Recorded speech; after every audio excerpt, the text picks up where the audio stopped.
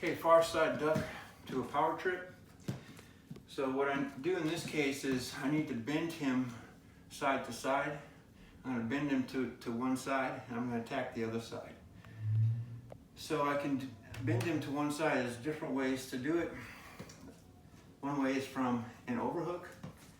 So if I have an overhook, what I like to do is I'm going to drop to my knee.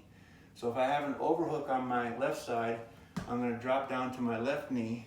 That's going to pull him to my left, which is going to open up an attack on my right side. So I keep my underhook tight, so when I go down to the knee, that pulls him, okay? Now, this side is open here, so I shoot my head underneath the armpit. All right, now I get here, I'm going to step behind.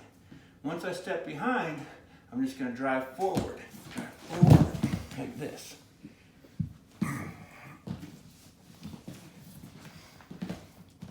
So I'm going to do a far side duck, okay? I have a wrist. I have a wrist on this side, all right?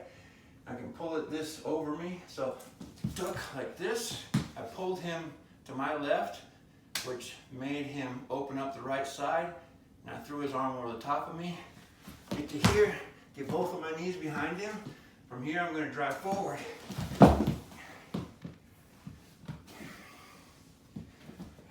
Now, sometimes you can keep your head on the inside, head on the stomach, okay? So, I get here like this, and then get behind like this, and now I drive forward like this, so I can use my head to dump him to his back.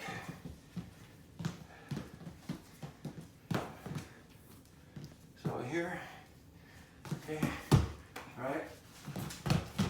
Now I'm going to drive forward, use my head to dump him to his back. If I get my head on the stomach, it's easier to get in, but harder to finish.